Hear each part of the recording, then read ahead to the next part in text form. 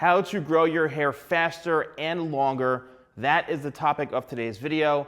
I get so many new people coming to my channel, hello and welcome, that haven't seen any of my past videos about this topic. So I figured, let me bring some updated information or just share some stuff that you may have never heard before, because everybody obviously is in quarantine and a lot of you haven't gotten haircuts, or you're just starting to get haircuts, or just letting your hair grow out and you don't care. So a lot of people right now have hair longer than they're used to, which could be cool for some people who want to grow the hair and not for others. But for those of you who want to know how to grow it faster and healthier, I'm going to be going over about 10 different types of topics and bullet points that are going to help you and provide some value. So I did take some notes because there are some interesting things. I do know, for the most part, most of this off the top of my head.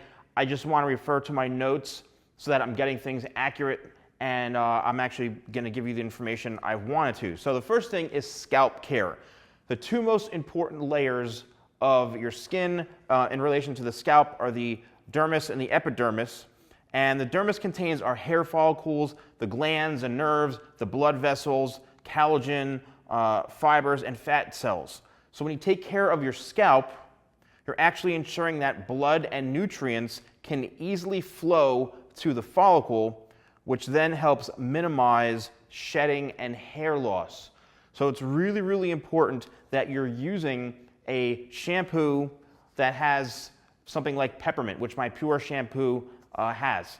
Peppermint is a really good oil for the scalp. It helps keep moisture, but you also want to make sure that you're removing any of the buildup from the products and things like that. So you need to make sure you're using good quality stuff so that you're really getting the benefits for your scalp, as well as the ingredients and the proper way to cleanse your hair. The second thing is frequent trims. You want to make sure you're getting a haircut, whether it's like 1/8 of an inch, 1/2 an inch, every let's say 3 months or so, right? And what happens is on the ends, if you get split ends, if you don't cut your hair for like a year, those split ends will start to kind of raise up on the hair shaft, which will either cause breakage or it'll look very frayed and thin looking. And that's just going to contribute. So it's going to naturally get shorter because your hair is going to look so frayed at the ends because the split ends are kind of raising up the hair shaft. So what you need to do is, by getting regular trims and skimming off those dead ends, you're actually preventing them from happening right before they actually do. So you're keeping your hair healthy looking as it grows out. Hair growth vitamins. So this is an interesting topic. If you are vitamin deficient in anything, right, that's when you should be taking supplements. Everyone talks about biotin. In my career as a stylist, I have seen positive results with people using biotin, and I've seen firsthand on clients, like, your hair looks like so much thicker, you got more hair, what's going on? Oh, I'm on biotin. So I know there's different amounts or different dosages you can buy. You can get it over the counter, but specific things like folic acid, vitamin D, A, C, and E, those are all very important. What's interesting is your body will shut down your hair growth first and then redirect the nutrients and energy to the organs that need it the most. So if you're lacking those vitamins, your hair is gonna be like, sorry dude, I'm taking a vacation, man. Like, unless you give me some nutrients, I'm not gonna grow. That's basically what it comes down to.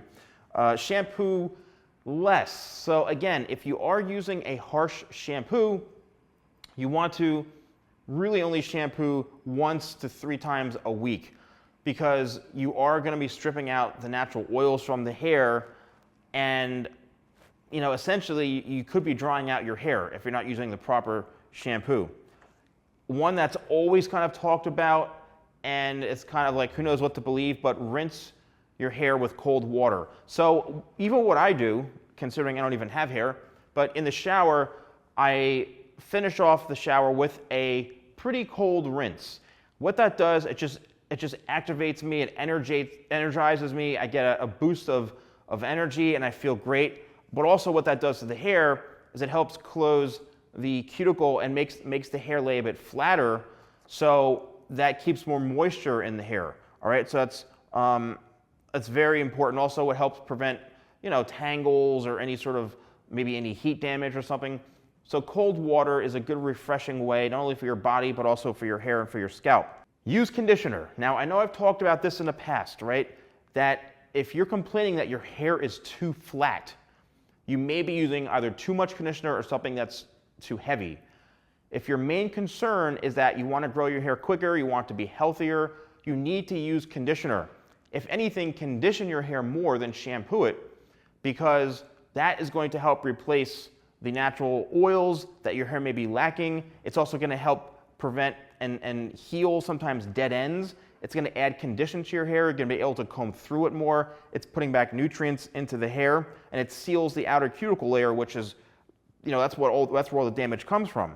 All right, so let's talk about hot tools. Now, I've talked about this in the past, where if you're using things like curling irons or straightening irons, blow dryers can damage your hair and affect the quality of your hair and cause breakage if used improperly. But if you're using a hair straightener every single day, if you're using a curling iron every single day, chances are you're damaging your hair, you're making the hair become a bit more brittle. And I've seen people, literally, whose hair does not grow as fast as it should because they're frying their hair. If you are going to use hot tools, just please make sure you're using good products, something that has like a heat protectant in it, because it really does help when it comes to saving your hair. The eighth thing is bleaching your hair, right? So hair coloring is a little bit different than bleaching. When you're bleaching the hair, you're basically stripping out the natural pigment and you're lightening the color of your hair. It opens up the cuticle of your hair strand, causing significant damage, especially with those with darker hair. And I get a lot of questions from people who have dark hair. Oh, Steven, or hey, Salon Guy, can I lighten my hair? Can I do highlights on dark hair, black hair? I mean, you can, but if you're not going to a stylist or professional, they should know. But you need to understand that the darker your hair is, the more natural pigment and the more warmth your hair has as underlying pigment. So if you're going to lighten your hair from, say, black to like brown, you're going to expose a lot of red and red-orange. So your highlights could look very coppery, very brassy. And the lighter you go and the darker your hair, the warmer and warmer it's going to get. And also, it can only go so light. So you'll probably have like pumpkin highlights or even darker, something very brassy and bronzy on dark hair. What you really need to do is use something that's going to neutralize or counteract that with ash, it's going to counteract those warm colors. So what neutralizes warm? Cool. That's how you use that. So again, I don't suggest doing it. Going to a professional is always what I suggest when it comes to color. Brushing, all right? This is the ninth thing, is brushing your hair. I've talked about this in the past. I suggest using something like a wide tooth comb, or a vent brush, something that's going to get the comb through the hair. 25 spray is a great leave-in treatment that is awesome for detangling. I mean, I've used this on curly hair, nappy hair, knotted hair, straight hair. I mean, all different hair types. You spray 25 spray on and you comb through it and it works. Another key thing when it comes to combing is you want to start at the ends. You don't want to start right at the scalp, because what's going to happen is you can start to build up knots, different layers of knots. And then you're trying to rip through the knots. You're causing breakage, you're ripping your hair out, things like that. Always start at the bottom, start very gently, and work your way to the top. Last but not least, this is very interesting, it's kind of like almost two different things in one, is your pillowcase, right? Sleeping on a traditional cotton pillowcase, your hair gets kind of attached or stuck to the fibers. That's why a lot of times when you wake up, you may see hair strands on your pillowcase. It's because they're cotton. Try silk.